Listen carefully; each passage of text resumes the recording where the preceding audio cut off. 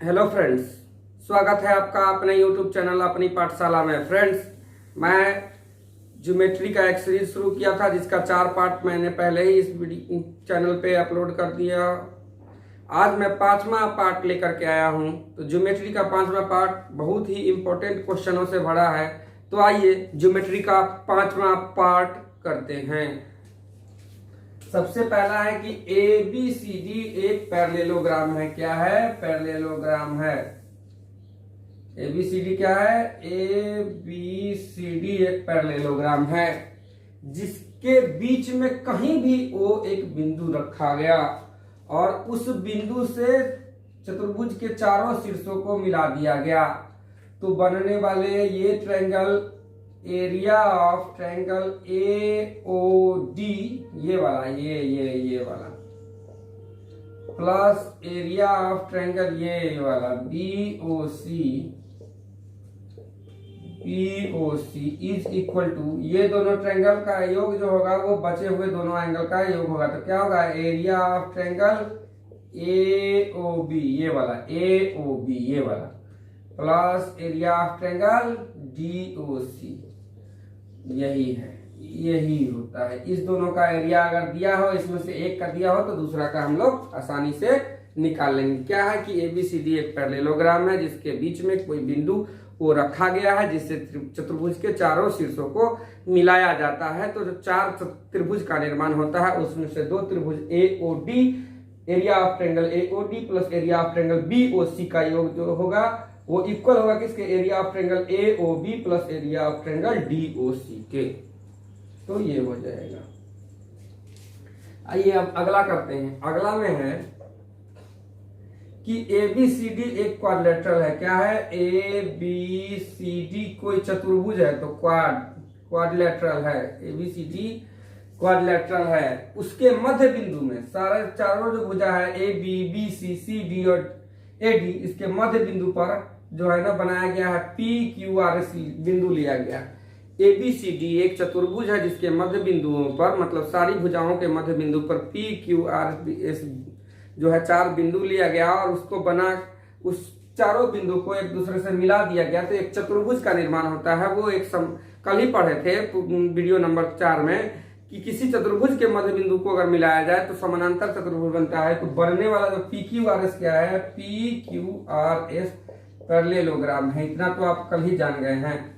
लेकिन अब क्या है कि एरिया की बात की जाए तो एबीसीडी जो क्वाड्रिलेटरल चतुर्भुज है उसके एरिया का आधा हो जाएगा क्योंकि ये आधी मध्य बिंदु पर मिलाया गया है। तो पी क्यू आर एस का क्षेत्रफल जो होगा वो हाफ एरिया एबीसीडी के होगा। तो यहाँ पर लगा दीजिए कि area of parallelogram, area of parallelogram P Q R S is equal to half of area of quadrilateral A B C D के आधी होगी। ये समानांतर चतुर्भुज जो पी क्यू आर एस बन रहा है उसका एरिया जो होगा वो पूरे चतुर्भुज ए बी सी डी के एरिया के की आधी होगी। चलिए आइए अब अगला है कि यहाँ 2 पैरेललोग्राम है क्योंकि रेक्टेंगल है। ये रेक्टेंगल भी एक तरह का पैरेललोग्राम होता है। रेक्टेंगल जो होता है वो क्या होता है? वो भी एक पैरेललोग्राम होता है। तो यहाँ देखिए कि रेक्टेंगल में भी ये जो भुजा दी हुई है ये है ए, ये है बी। तो पेरीमीटर निकालते हैं तो क्या पेरीमीटर जो होता है वो क्या करते हैं? 2 प्लस ए प्लस बी। लंबाई जो चौड़ाई का 2 गुना कर देते हैं तो क्या आया? 2 ए बी, यही रह जाता है। अब यहाँ देखिए, यहां पर भी अगर ये दिया हुआ है, पहला कंडीशन यही है कि ये भी ए दिया हुआ है, ये बी है, ये ए है, ये बी है, क्योंकि इसके सामने पैरेललोग्राम में इसके सामने वाली भुजा जो होती है पैरेलल जो होती है वो बराबर भी होती है। ये इसके पैरेलल है तो ये इसके बराबर है। इसका पेरीमीटर भी होता है 2a प्लस बी हो गया। तो जब अगर दोनों का पेरीमीटर सेम हो, चाहे वो पैरेललोग्राम हो या रेक्टेंगल हो, अगर उसका पेरीमीटर सेम होगा तो एरिया किसका बड़ा होगा? तो यहां लिख लीजिए कि area of rectangle is greater होगा area of parallelogram, area of parallelogram. जब पैरेललोग्राम और रेक्टेंगल दोनों का पेरीमीटर सेम हो, यहां भी पेरीमीटर दोनों का अगर सेम आ गया है तो एरिया किसका बड़ा होगा? इसका, रेक्टेंगल का बड़ा हो जाएगा हमेशा और हमेशा। अगर पूछा जाए कि कोई समानांतर चतुर्भुज और आयत दोनों का परिमाप अगर समान हो तो क्षेत्रफल किसका बड़ा होगा? तो जब समानांतर चतुर्भुज और आयत दोनों का परिमाप बराबर होगा तो क्षेत्रफल आयत का बड़ा हो जाएगा।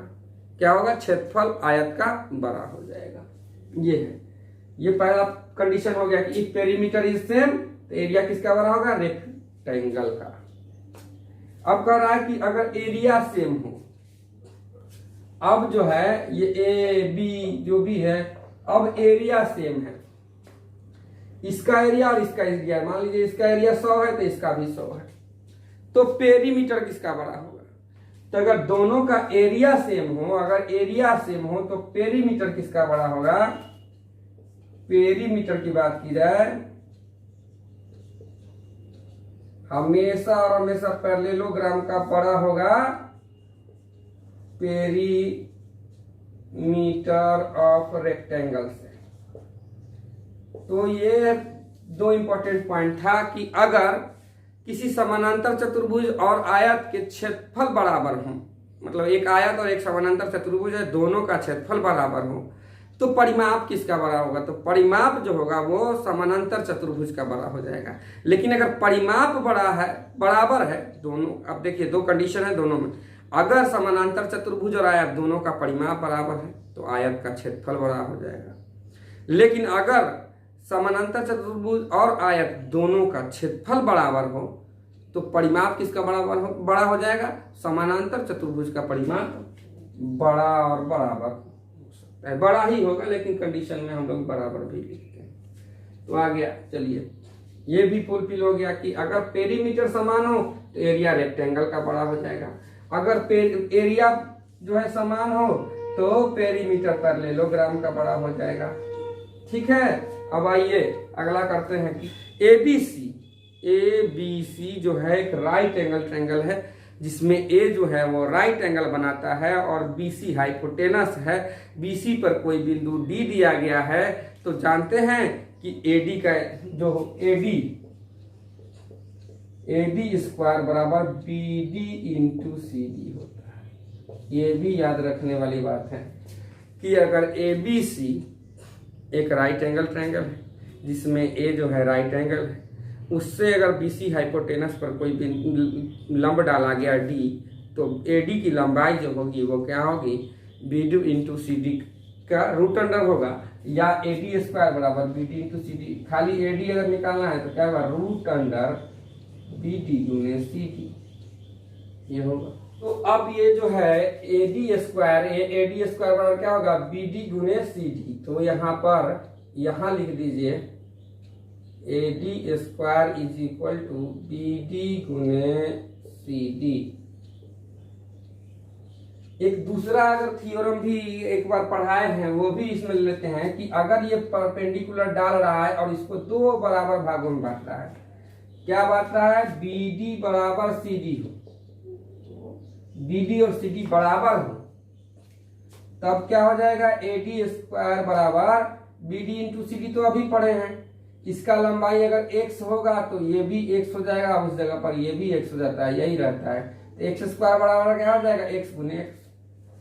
तो जब मध्य बिंदु पर ये काटेगा तो इसकी लंबाई अगर 5 है, ये 5 है, तो इसका मतलब भी ये 5 होगा।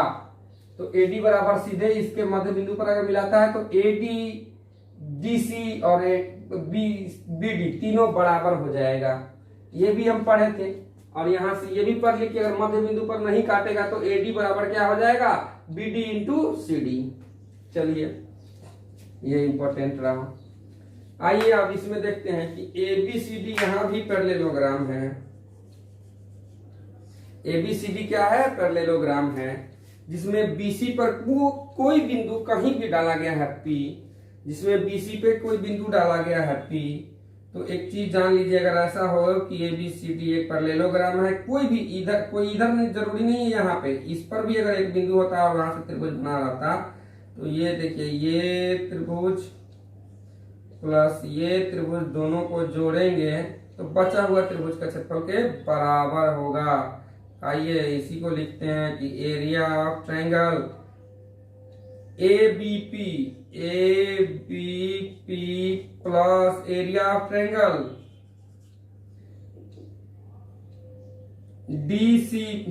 सी डी पी के लिए C D P, area of triangle A B P plus area of triangle C D P is equal to area of triangle क्या, A P D, area of triangle A P D.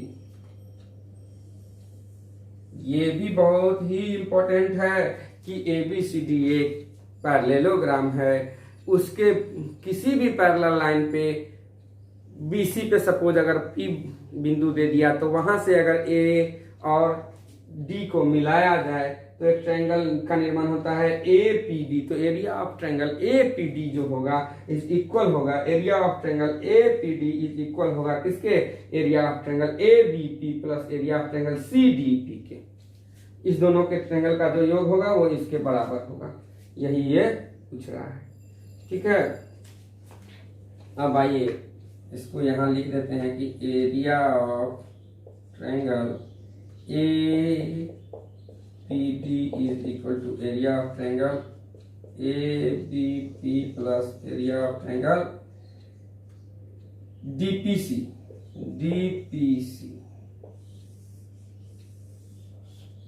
ठीक है, तो इसका ये हो गया। अब चलिए इसमें है कि A B C D parallelogram है, इसमें भी, और एक पैरेलल लाइन मान लीजिए बीसी पे कोई क्यू रख दिया और ए बी पे पी रख दिया, मतलब कि ए बी सी डी एक पैरेललोग्राम है जिसमें कि ए बी पर कोई बिंदु पी और बी सी पे कोई बिंदु क्यू रख दिया और उसको मिलाया गया तो एक त्रिभुज का निर्माण होता है ए क्यू डी और त्रिभुज ट्रायंगल डी पी सी का निर्माण होता है। तो चूंकि इस बेस पे डीसी बेस पे से मिलाया गया पी को तो एक डीसीपी बना और एडी बेस पे बनाया गया ए क्यू डी। तो आप जान लीजिए कि इस बेस पे बनाया गया त्रिभुज और इस बेस पर बनाया गया त्रिभुज दोनों का क्षेत्रफल बराबर होगा। क्या होगा कि area of triangle A Q D is equal to area of triangle DCP. बस ए बी सी डी एक पैरेललोग्राम है जिसमें कि ए बी भुजा पर कोई बिंदु P और बी सी भुजा पर कोई बिंदु Q रखा गया और ए डी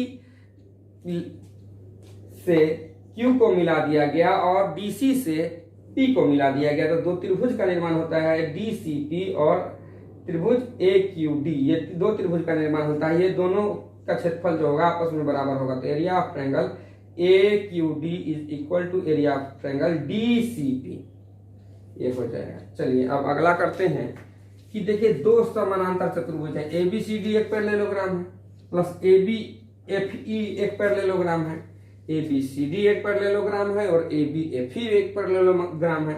इस दोनों के सामने अगर ये पैरेलल लाइन से ये पैरेलल लाइन को के सामने अगर एक दोनों को मिलाया जाए, डी को ई से और सी को एफ से मिला दिया जाए तो एक पैरेललोग्राम ये भी बन रहा है D C D E F, parallelogram C D F का निर्माण हो रहा है। तो area of C D E F जो होगा ये बड़े वाले चतुर्भुज का क्षेत्रफल जो होगा ये दोनों छोटे वाले चतुर्भुज के योग के बराबर होगा। मतलब दो parallelogram A B C D एक पैरेललोग्राम है, ए बी एफ ई एक पैरेललोग्राम है। अब बी सी जो पैरेलल लाइन है और ई एफ जो पैरेलल लाइन है उस दोनों के सामने डी को ई से और सी को एफ से मिला दिया जाए तो जो चतुर्भुज बनेगा सी डी ई एफ, उसका एरिया जो होगा वो छोटे वाले दोनों चतुर्भुज के योग के बराबर होगा। तो यहां लिख दीजिए कि एरिया ऑफ पैरेललोग्राम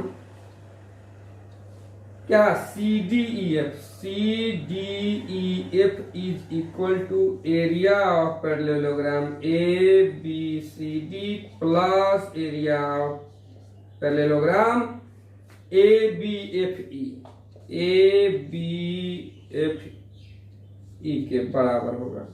मतलब बड़ा वाला जो चतुर्भुज था, बड़े वाले चतुर्भुज जो है, बड़ा वाला चतुर्भुज D C D E F का क्षेत्रफल जो होगा छोटा दोनों चतुर्भुज के योग के बराबर होगा। तो छोटा चतुर्भुज दोनों कौन है, A B C D plus A B F ई।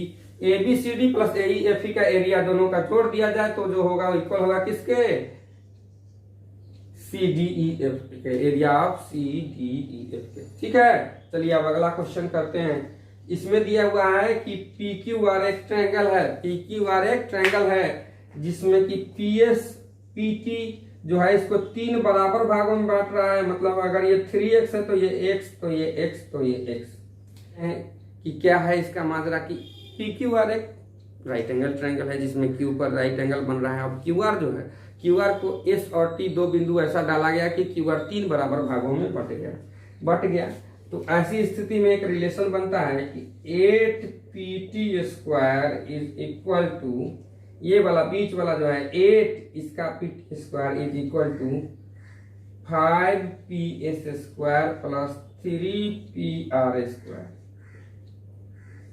ये बहुत बड़ा रिलेशन बनता है। अब देखिए इसको क्या है याद रखने के लिए बताते हैं पहले कि पी क्यू आर एक राइट एंगल ट्रायंगल है जिसमें कि क्यू पर 90 डिग्री बनता है, मतलब राइट एंगल बनता है। तो अब क्या है कि क्यू आर को एस और टी, क्यू आर पर एस और टी ऐसा बिंदु डाला गया है जिससे कि क्यू आर 3 बराबर भागों में विभक्त हो जाती है। अब पी से जो है ना पी एस और पी टी मिला दिया गया, तो बीच वाला जो है पी टी का स्क्वायर का 8 गुना कर दीजिए, बराबर जो है सबसे छोटा है ये पी एस, इसका 5 गुना और इसका 3 गुना के बराबर है ये बीच वाले का 8 गुना। तो ये क्या है 8 गुना, सबका square 8 P T square is equal to 5 P S square plus 3 P R square. यहाँ देख लीजिए 8 बीच वाले का 8 गुना, तो 8 P T square is equal to 5 P S square plus 3 P R square. ये बार बार पूछता है इस पर क्वेश्चन, कोई जो है ना 2 दिया रहता है, तीसरा निकालना रहता है। चलिए अब अगला क्वेश्चन है कि एबीसी एक राइट एंगल ट्रायंगल है जिसमें कि एंगल बी जो है वो राइट एंगल बनाता है और बीसी भुजा के मध्य में एक बिंदु डी दी गई है जिससे ए को मिला दिया गया तो एडी बन गया। तो इसके बीच में रिलेशन पूछता है, तो ए सी स्क्वायर बराबर ए डी स्क्वायर, ये वाला स्क्वायर प्लस 3 सी डी का स्क्वायर होता है।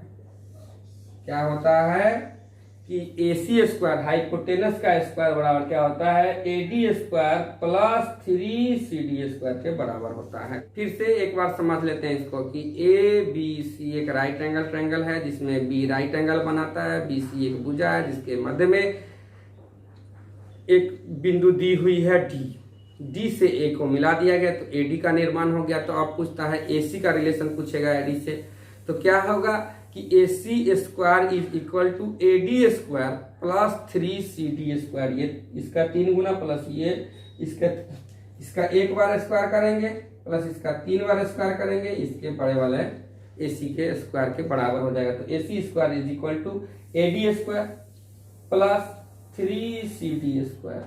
तो ये हो गया। आपको ये मेरा अगर वीडियो पसंद आया तो वीडियो को लाइक करें, चैनल को सब्सक्राइब करें, और जो लोग भी वनडे एग्जामिनेशन की तैयारी कर रहे हैं, चाहे वो सीजीएल हो, एनटीपीसी हो, सारे में इस तरह का क्वेश्चन पूछता है। तो आप खुद तैयारी कर रहे हैं या आपके कोई पहचान वाले तैयारी कर रहे हैं तो उन तक ये वीडियो का लिंक शेयर करें और ज़्यादा से ज़्यादा लोग सब्सक्राइब करें। थैंक यू, धन्यवाद।